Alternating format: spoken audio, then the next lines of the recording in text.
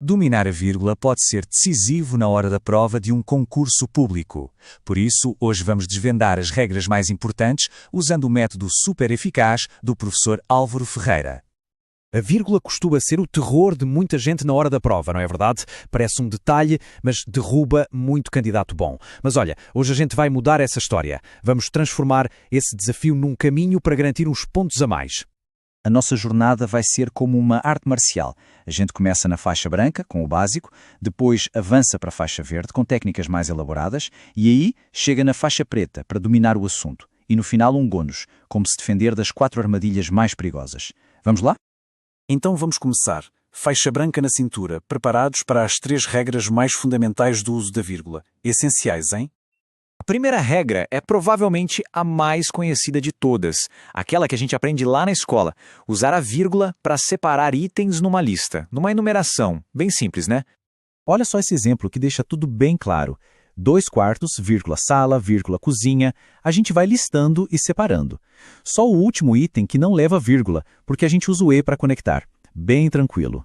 A segunda regra fundamental é a do vocativo. E o que é vocativo? É bem simples. É quando a gente chama alguém, quando se dirige diretamente a uma pessoa na frase. E a regra de ouro é: o vocativo tem que ser sempre isolado por vírgula, não importa onde ele esteja.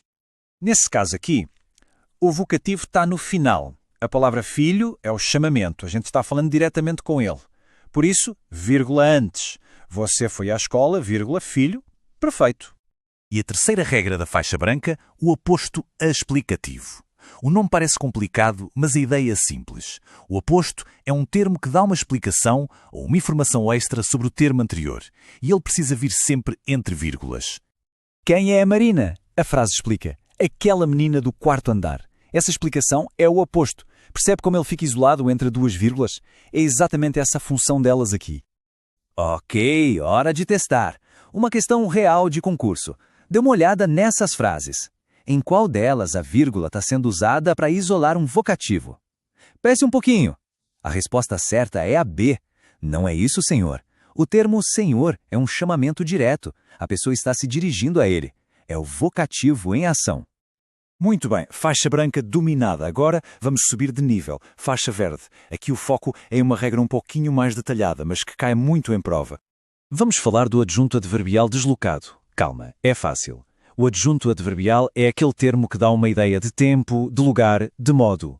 A posição natural dele é no final da frase. A regra é, se a gente tira ele do final e coloca em outro lugar, principalmente no começo, tem que usar a vírgula.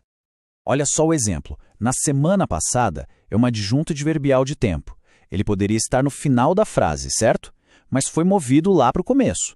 Por causa desse deslocamento, a vírgula depois dele se torna obrigatória. Mais uma questão para praticar. A pergunta é, qual opção usa a vírgula pelo mesmo motivo que em, naquele momento? A resposta certa é exatamente o mesmo caso. No campo de jogo é um adjunto adverbial de lugar que foi parar no início da frase, assim como naquele momento. Por isso, a vírgula é obrigatória. Chegou a hora. Faixa preta. Agora a gente vai lidar com as regras mais avançadas, aquelas que separam os bons dos excelentes. O foco aqui é a relação entre as orações. A primeira regra da faixa preta é sobre as orações adjetivas explicativas. Elas são bem parecidas com o aposto que a gente já viu, sabe? Ambas dão uma explicação, mas tem uma diferença matadora. A oração adjetiva explicativa tem um verbo, o aposto não. Essa é a chave para diferenciar. Outra regra que pega muita gente, a vírgula antes do E. A maioria das pessoas acha que nunca se usa, mas tem uma exceção importante. A gente só usa a vírgula antes do E quando as orações que ele liga têm sujeitos diferentes. Como no exemplo, Cristina fez uma coisa e Paula fez outra. Sujeitos diferentes, vírgula obrigatória. E para fechar a regra das orações adverbiais, aqui a posição da oração na frase muda tudo. Se ela estiver no final, a vírgula é facultativa. Mas atenção, se ela estiver no começo da frase ou intercalada, no meio, aí as vírgulas são obrigatórias. Último teste, o desafio da faixa preta. Qual dessas frases reescritas precisa obrigatoriamente ter uma vírgula? Acertou quem disse a C. A oração Quando tem medo dos próprios pensamentos, é uma oração adverbial que foi jogada lá para o início. E como a gente acabou de ver, nesse caso, a vírgula é indispensável. Para completar o nosso treinamento, a parte talvez mais importante, as 4 armadilhas, os 4 erros que simplesmente não podem ser cometidos. É aqui que as bancas tentam pegar os candidatos. Erro número 1, o mais grave de todos, a regra de ouro. Nunca separar o sujeito do predicado com uma vírgula. Jamais. Não pode haver uma vírgula entre o sujeito, algumas pessoas e o seu verbo têm. Essa é a estrutura básica da língua portuguesa. Sujeito e verbo são parceiros inseparáveis. A vírgula não pode quebrar essa ligação. E esse mesmo princípio se aplica a outras ligações fundamentais.